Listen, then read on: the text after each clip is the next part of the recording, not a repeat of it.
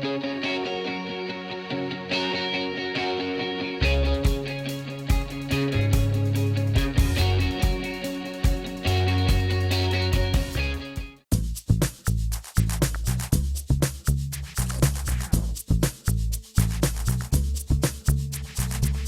line is critical in freestyle swimming. It's the most important thing to me when I'm assessing a swimmer's stroke, and it's the first place that I will look to make changes when we're trying to improve someone's stroke.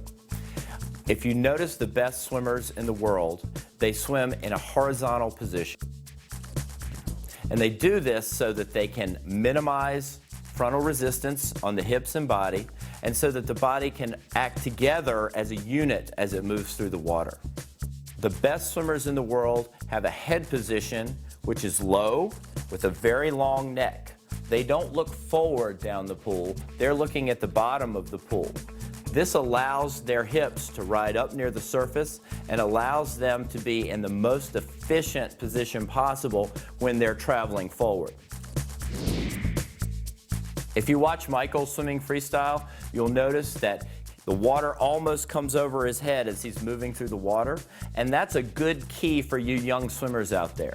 When you're swimming freestyle, you want the water to feel like it's coming over the top of your head. It won't be.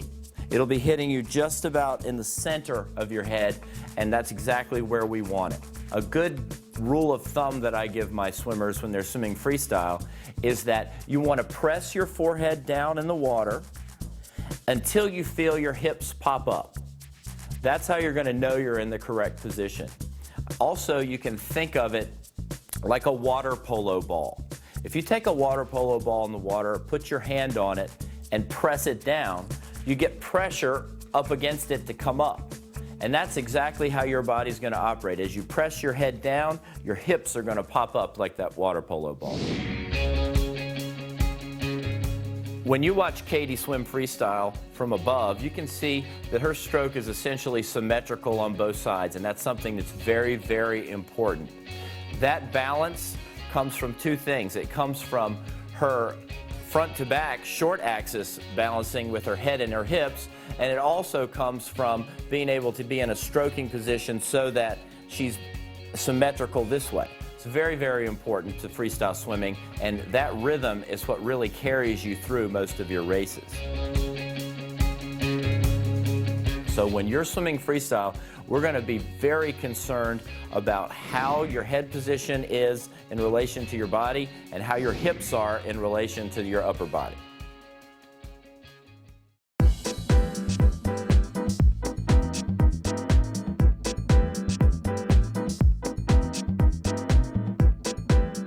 In proper freestyle swimming, the head moves with the body to take the breath. It never moves independently. You don't want any lifting of the chin to take a breath. You don't want any looking forward or to the side of the pool to take a breath. You want to rotate your head in line with your body and take the breath in the natural rotation of the body. A good key for you young swimmers is to try to take your breath with one goggle in the water. I know you're going to say, well, that will only let half my mouth out of the water, but that's not true. Because if your head is in the right position, there's a bow wave that's going to be formed on your head, and you'll be actually taking your breath with the full mouth inside that bow wave. Watch Michael take a breath. You're going to see one goggle out of the water. You're going to see about half his mouth, but he's actually breathing inside the bow wave. One of the things I notice about Katie sometimes is she will over-rotate and you'll see both goggles on the breath. So one of the things we're working with her on is to be able to just have one goggle showing and to minimize the head rotation. That way, your head and body move together. If you can see your whole face on a breath, or you're looking up to the ceiling when you're taking your breath, I call it checking the weather. You're going to be over-rotating from your head, and you're not going to be moving in unison with your body. So that's something you can work on. It's very easy, but very, very critical to your freestyle stroke. I'm often asked what kind of breathing patterns swimmers should use in freestyle. And my answer is they need to have a variety of options to use for different conditions. I think younger swimmers need to learn how to breathe on both sides, bilateral breathing, I think as you get older, you're going to be wanting to have more air, and you're also going to want to have more rotation in your stroke. So it's advantageous then to breathe on one side more than once. So if you'll watch Michael swimming, he may breathe to the left side for 25 meters in practice, and then he'll flip, and when he comes back, he'll breathe on his right side for 25 meters, so that he's getting symmetry in the breathing, but he's also breathing every stroke so he gets more air, and he's also rotating more, because when you take a breath, you're rotating more than on the strokes where you don't breathe. Essentially, we want swimmers in freestyle to be on their side as much as possible, because you're much more streamlined in that position than when you're lying flat.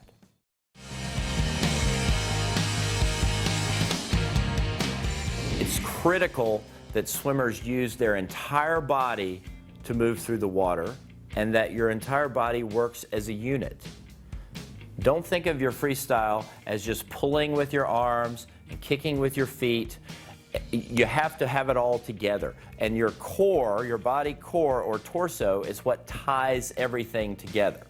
And it's the center of everything you're doing in this stroke. So when I look at someone and I want to say, okay, what's this swimmer doing in freestyle and how can I improve it? The first thing I look is at their body position and see what's going on there, because that's the key. If you watch Michael and Katie, you will see that they rotate their body, their hip and shoulders at the same time. They're in the same plane as they rotate. And this is very important, because when they're doing that, they're using all the muscles in the core during that stroke. What we want to do in swimming is use the most muscles we can to provide propulsion during the propulsive phase of the stroke. Watch Michael swimming freestyle here. You'll see that as a hand enters the water and anchors, he's in a side position. He may have just taken a breath, but he's largely on his side. And then what happens is the hand will anchor the water, and he will use his whole torso to move to the other side. He's not just staying flat and swimming with his arms. He's making it a whole body motion, and that's very, very important in freestyle swimming.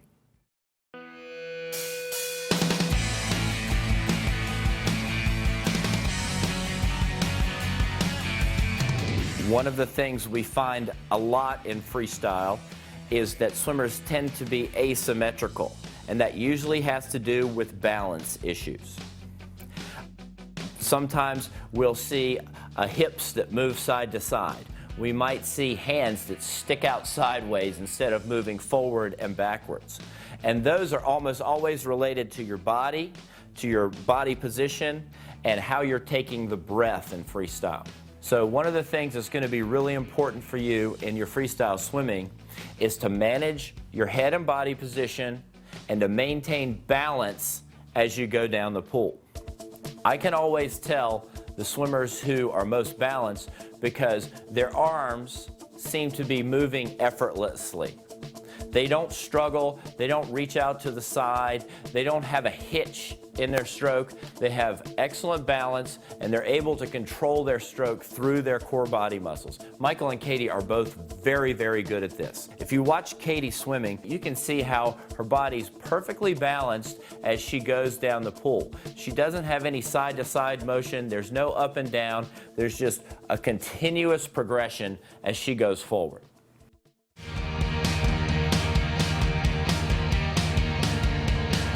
Kicking is very, very important.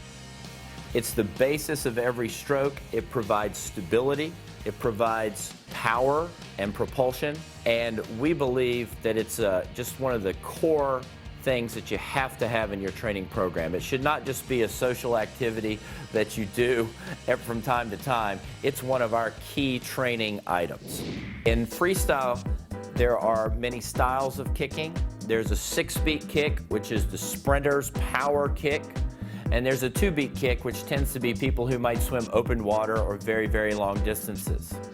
A 6-beat kick is when a swimmer takes 6 kicks per arm cycle. And an arm cycle is a right arm pull and a left arm pull. So the rhythm of the 6-beat kick would be 1, 2, 3, 4, 5, 6. 1, 2, 3, 4, 5, 6. Watch Michael do a 6-beat kick and see how rhythmic it is as he's doing it. One of the things that we noticed in 1998, when Michael was just a young guy, was that there was an Australian swimmer named Ian Thorpe who won a world championship in the 400 meters doing a 6-beat kick the whole way. And we modeled Michael's stroke after that. We wanted him to be able to do a 6-beat power kick on all of the distances that he swims. And that's really the wave of the future in freestyle swimming. You can generate so much more speed, you have so many more options with your stroking patterns and upper body that every swimmer should be working to develop a 6-beat kick, and they should have that in their repertoire of skills. Having said that, I realize that distance swimmers, particularly maybe some female distance swimmers that you see with a 2-beat kick. And what this does is it sort of minimizes the energy cost of the legs, because the legs take the most energy from the body when you're exercising. And that allows you to have more endurance. I think what we've seen in women's swimming and in men's distance swimming is a combination of kicks. You have a 2-beat kick, maybe for the body of a race, and then swimmers are going to a 6-beat kick at the end where they really want to ramp up their speed. Katie has worked on this, and she's a very good example of someone who can swim very efficiently with a 2-beat kick, but then she can switch to a 6-beat kick when she does the 200 meters, 100 meters, or maybe in the last 100 of her 800 meters. A 2-beat kick would only have 2 beats of kicking per arm cycle, essentially 1 kick per arm stroke. And if you watch a distance swimmer, sometimes Katie will swim with a 2-beat kick. You'll see 1, 2, kick, kick, kick, kick. It's very balanced, it's very efficient, but it doesn't have the power of the 6-beat. So when you're working on those 2 skills, you just need to understand what the benefits of each one are, and you need to learn how to do both. Kicking, to me, is something that should be one of the main components of your training program. It's something that should be done long. There should be endurance kicking. I know sometimes we do 2,000 time kick at North Baltimore Aquatic Club. Might not be one of their favorite things, but it's one of my favorite things. It's something that should be done fast and intensely. I don't believe in doing a lot of slow, sloppy kicking. As a matter of fact, I don't believe in doing any of it. We want our kicking to be either for skill, in which case it might be less intense, or for conditioning development, when it should be very, very intense. We believe in doing short, fast kicking. We believe in doing long, hard kicking, and everything in between. And the more different types of kicking you do, the better all-around swimmer you're going to be. If you watch Michael kicking freestyle, you're going to see that he has a very rapid, small kick. He doesn't have a big, booming kick during his stroke. He has a small, shallow kick that's up at the top of the water, and it makes the water boil over his feet. This is one of the things that he does better than anyone in the world, and it's a skill that he learned when he was 12 years old. It's not an easy thing to do. You can just ask Michael. We went through a very tough process to get him to do that, but once he did, his freestyle took off, his training moved to a new level, and he was able to become the swimmer that he is today based on some of those changes.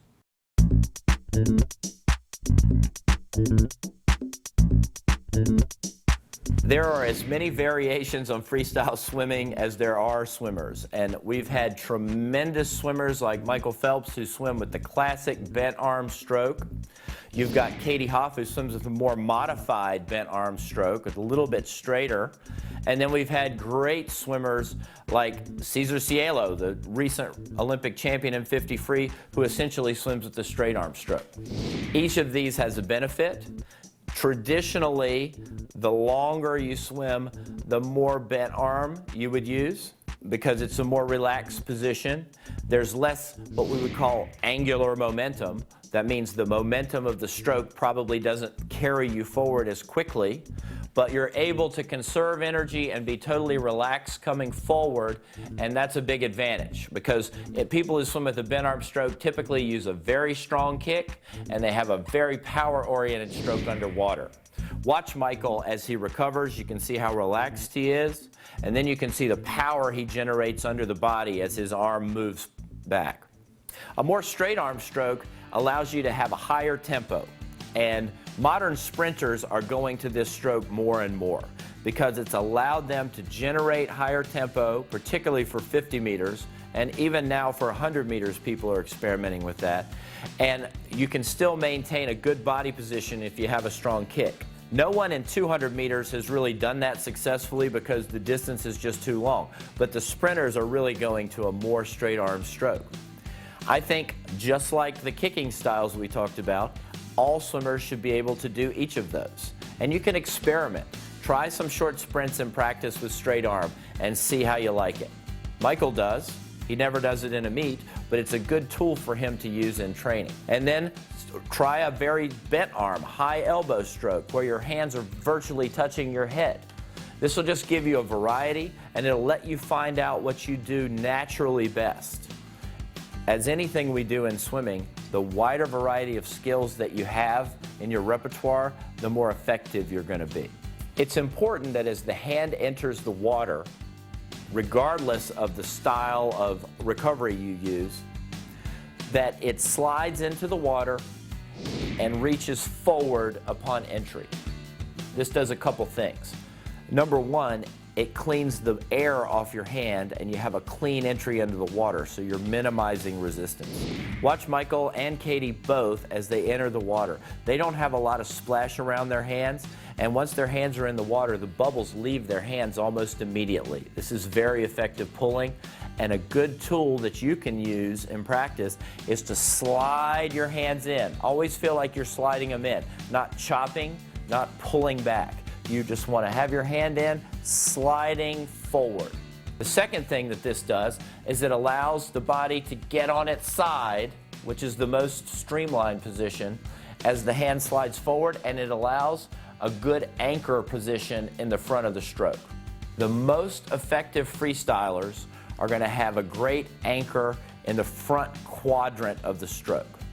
And that means that when their hand enters, their fingertips are going to be heading towards the bottom of the pool, and they're going to try to get their forearm perpendicular to the bottom. If you watch Katie swimming freestyle, she does a very good job of getting that high elbow in the front part of the stroke and then pressing back, because once you're in this position, you can use all of the muscles in your lats and your back as well as the muscles in your arms. If you're flat or your elbow is dropped when your hand goes in, you're just going to be slipping water and you're not going to use your major muscle groups. Let's watch Michael's stroke underwater. Notice how he slides his hand in with minimal bubbles on his hand. He immediately gets into a catch position where his fingertips are pointed towards the bottom, and he begins to pull backwards to get his elbow in position for the major power phase of the stroke. Once his forearm is perpendicular to the bottom, he pulls with his lat muscles and he rotates to the other side. This motion really provides the power of the stroke and is the greatest propulsion he's going to produce while he's swimming freestyle. Take a look at his kick while all this is happening. It's perfectly balanced and in rhythm with his arms. His body's moving as a unit, and you can just see how the rest of his body reacts to the motion of the pull. It's as if everything is just one unit. There aren't just arms pulling, feet kicking. Everything is together, and that's how you want to swim proper freestyle.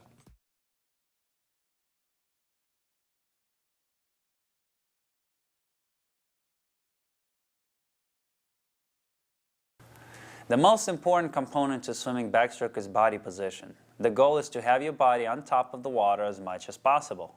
The higher the body position, the less resistance there is. Proper kicking will help maintain the body position. Make sure that you always have a small, narrow kick without much separation between your knees. You also want to have your knees bent slightly, but make sure they do not break the surface of the water. Another way to maintain proper body position is to keep your chest high in the water. Keep an eye on my body position here. As you see, my chest is out of the water. If you watch my hips rotate, you can still see the chest is being up. Also, head position. My head is completely parallel to the water, which is the key here. By keeping the head this parallel, it allows my hips to be raised, and it allows my body to ride up on the water as high as you can. The way I try to judge my head position is by my chin. I really try to place my chin up high, and that's basically my guiding point of whether or not my head position is high enough. Again, you want to try to lay your head back on the water as much as you can. You want it to be parallel to the water. I can't stress enough the importance of it and the importance of head position to your overall body position when it's riding up on the water. The chin has always been the guiding point in terms of head positioning. Keep an eye on it again. You watch the chest really staying up on the water. You can also see by having my chest up, you can see my swimsuit riding it literally right below the surface of the water. Certainly it would be impossible to have the body completely on top of it, but you can see how it is just underneath the water line, and that's really is the goal that you're trying to accomplish in body position with backstroke.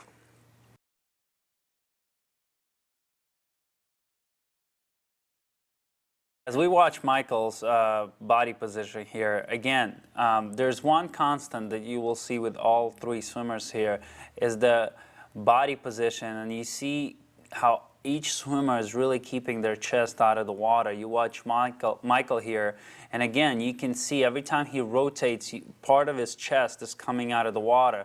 What this allows him to do is to raise his hips up. As you watch his suit is literally right below the surface line, and that's exactly what you want to get.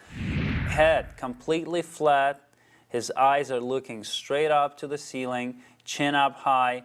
Again, this is a perfect position that you can teach someone to swim backstroke.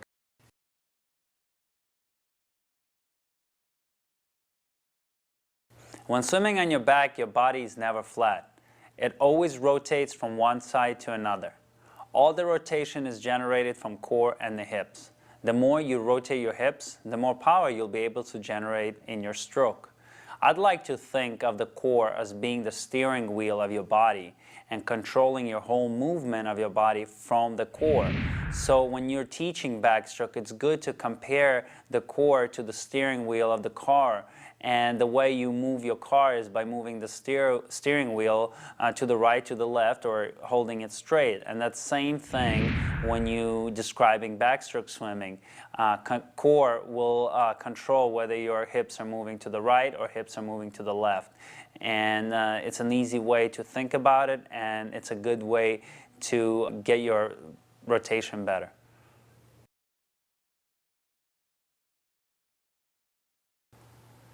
Here's we're looking at Michael's video, and pay attention to his hip rotation. Body position is generated from the core. You can clearly see how high Michael's riding on top of the water. And if you put it in slow motion, you can really see the core generating the whole body movement.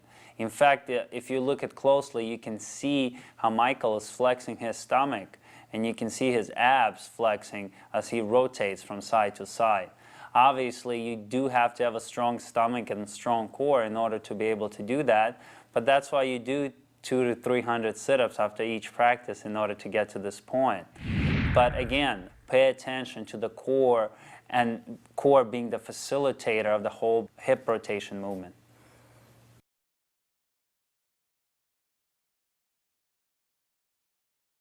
As I'm starting my stroke right here, you can see how I'm bending my elbows to about 100 degrees, and then I'm taking a pull where my hand is following this natural progression towards the thigh.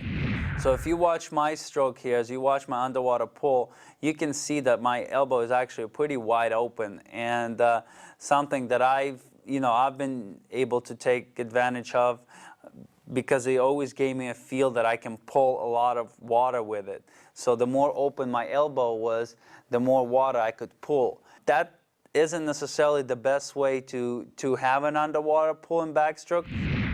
What I would recommend is probably having your elbow bent to between 90 to 100 degrees, and then generate a lot of power with your hand and your forearm going towards a natural progression of the stroke towards your thigh.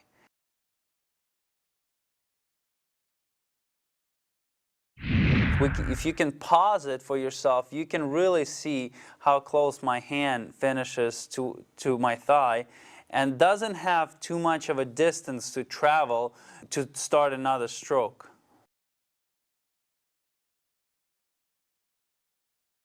All right, as we watch Michael swimming underwater here and his underwater pull, let's pay attention.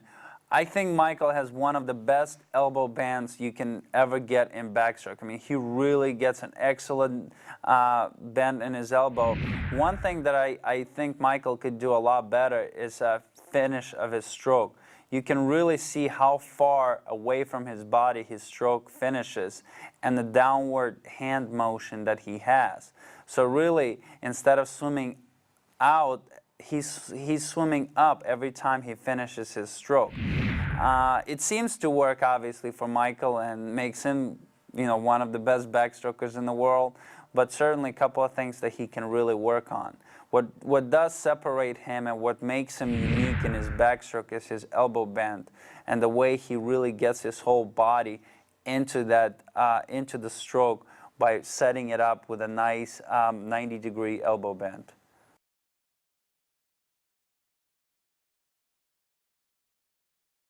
Underwater kicking is crucial to swimming fast backstroke. Historically, the fastest backstrokers in the world have also been the best underwater kickers.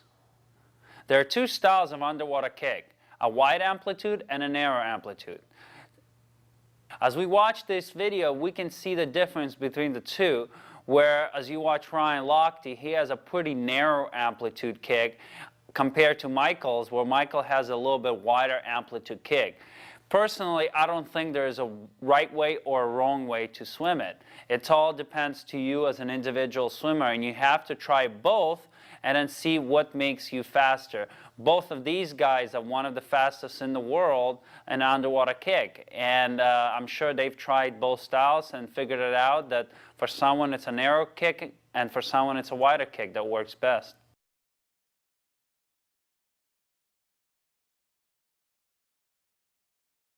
As you watch myself doing an underwater kick here, I think that my amplitude is a little bit on a wider side, and which has worked for me pretty well throughout my career. A couple of things to pay attention to. As you can see, the upper body is pretty much still. That's one of the major mistakes the young swimmers make when they do an underwater kick, is that they move their whole body. You really have to be pretty tight, starting with your fingertip when you're in a streamlined position, all the way down to your core. All the power is generated from your core down through your legs, all the way down to your ankles. And that's where you get all the power in order to kick underwater. Very important. It all needs to flow as one, and it needs to move as one. No upper body movement whatsoever.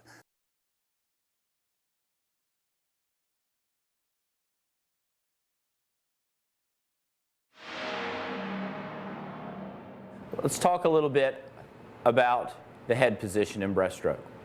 The head should be in a neutral position, meaning we don't want the chin lifted forward and we don't want it down too low. We want the neck to be long and flat. We want the eyes to be looking downward at a 45-degree angle. This will ensure that your body line stays long as you place the head in the water and as the hands go forward.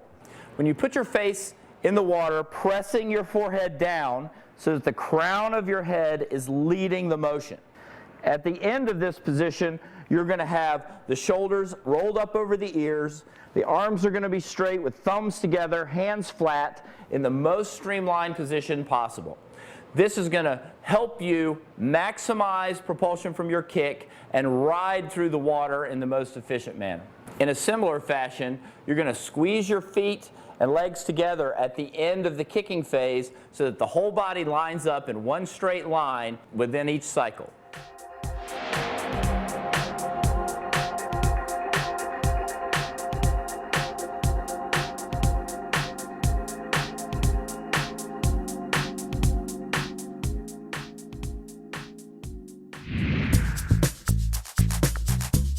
Let's talk a little bit about the breaststroke kick. I think of all the facets of breaststroke, the kick presents the most problems. And this is largely because some people are not made to turn their feet out and keep their knees in a forward position. Michael Phelps is one of these people. We often joke that some breaststrokers are God-made and some are man-made. Michael Phelps is definitely a man-made breaststroke because he doesn't have the natural gifts to turn his feet out and hold water like other people do. Yet, he's been able to learn and improve his stroke to the point where he's the fastest breaststroker in the world in IM swimming. So anyone can improve their breaststroke by following a few simple tips. Let's start at the end of the kick and work forward. If the body's in a straight, streamlined position with the feet together, hopefully bottom of the feet together, but certainly together, the heels are going to recover up towards the hips, and at this point, there's going to be some flexion in the knees. It's critical that the lower back relax and keep a straight body line from shoulders to knees as the heels come up. This is going to minimize drag and put you in the best position to catch water at the top of the kick.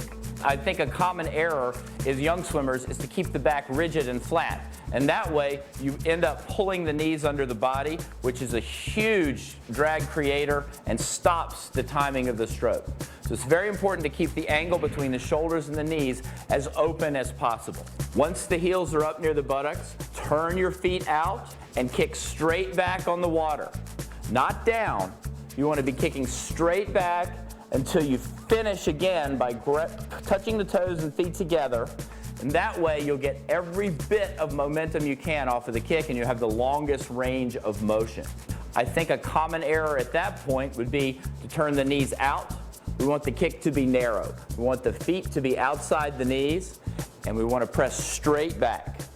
I often have my breaststrokers, young and old, place a tiny band of rubber tubing or a TheraBand around their knees to help keep them in while they're kicking.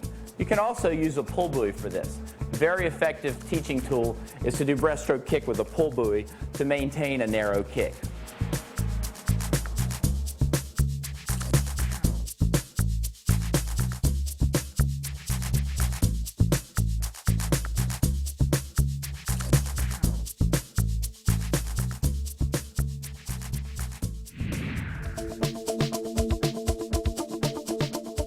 There are several kicking drills that we like to use at North Baltimore Aquatic Club, and these can be used for swimmers of all ages. One of the drills that we like to use is having breaststrokers actually perform the kick on their back, hands at their side, looking straight at the ceiling. And what this does is it allows them to really get a feel for what their knees are doing in relation to their body. We want the swimmers to keep their knees underwater. We want the kick to be performed to a streamlined position, and that way they're going to be able to experiment. If they feel their knees coming out of the water, they're going to have to open the angle between their hips, between their shoulders and knees to get that flat position.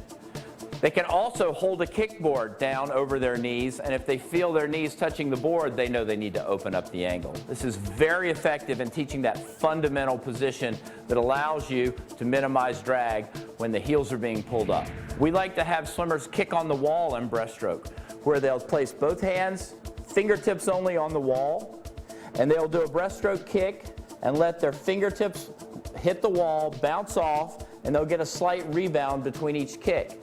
It's just a very effective tool in keeping them in one position so that the coach can help them monitor what's going on with their knees, their ankles, and their feet. One of the key elements in assessing whether the swimmer's kick is effective or not is whether the torso actually reacts and moves forward off of the kick. I think some people with inefficient kicks will kind of punch at the water. They won't hold water on their feet, and you'll just sort of see their bodies stay the same or just kind of slowly move forward. We want to see the lower back and the torso drive forward off of every kick. And that's a good way for you to test yourself and see how your kick is doing.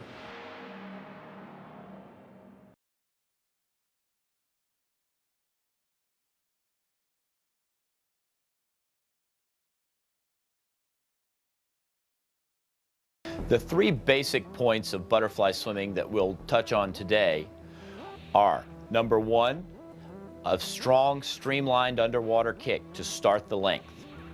Number two, a straight arm recovery which sweeps over the water in a forward direction. And number three, a breathing position which minimizes up and down movement of the head and maintains a proper body line.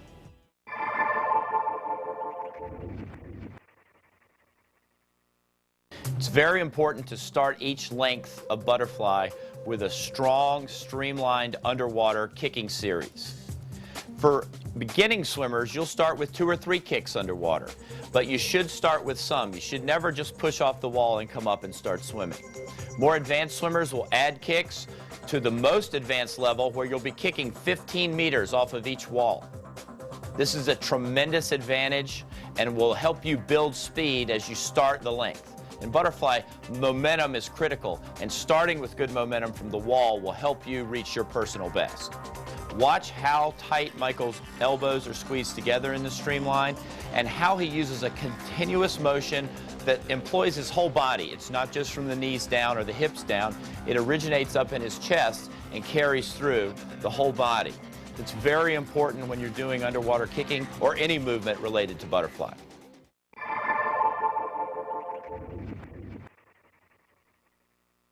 The best swimmers in the world today employ a straight arm recovery.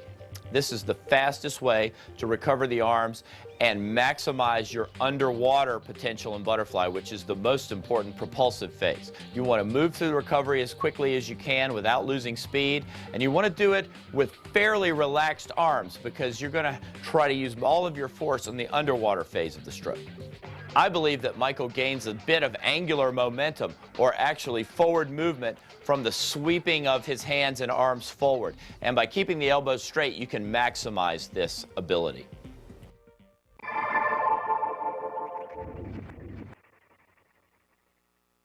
When I was growing up, we were taught to breathe with chin forward in butterfly. But what we've found today is that when you push the chin forward and lift up the head, you drop the hips and get into a vertical position. Our main goal in butterfly swimming is to maintain a flat horizontal position, so the head position and the breath is critical for this. You want to take your breath looking down at a 45-degree angle on the water with your neck in as flat a position as possible. Now, while you'll notice that Michael does lift his chin slightly to get his breath, his head position in general remains neutral. There's not a lot of up and down motion or curling of his neck during the breath. And that's very important to maintaining a very long body line and also staying horizontal while you swim.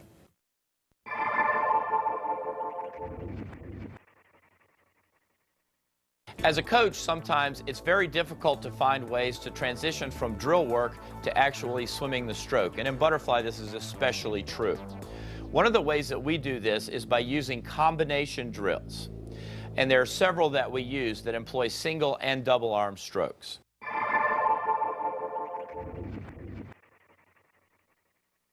Watch how Michael's body moves when he does the single arm drill. This is a great opportunity for swimmers to check the balance between their hips, their shoulders, their hands, and their feet without the stress of double arm swimming. You'll notice that Michael does 2 types of single arm drills. One with a straight arm, where he gets a better feel for his body movement and the momentum that his recovery carries over the top of the water, and one where he has a bent arm, where he's working on a quiet hand entry and an excellent and quick catch when he goes into the water.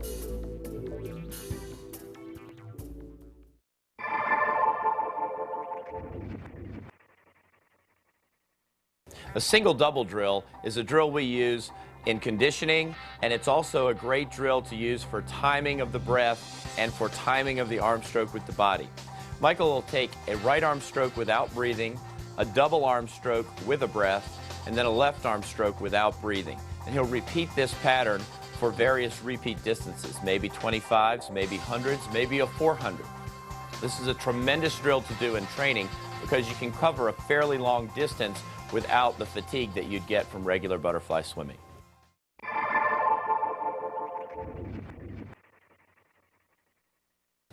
One of our favorites we call 2, 2, and 2, which means that the swimmers take 2 right arm strokes, 2 left arm strokes, and then 2 full strokes of butterfly. This allows them to work on the timing and the arm position and the catch in the butterfly single arm strokes, and then carry it over and put it all together for a couple full strokes.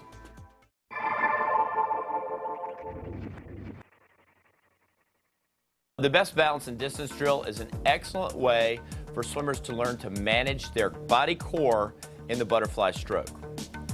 See how Michael balances his body on the surface by using very light kick. He's controlling the whole movement by using his torso and his core body muscles. Then he moves into a full stroke of swimming and returns back to the flat position on the surface with very little up and down movement or diving underwater. It's very important in this drill that the swimmer stays flat on the surface and doesn't have a big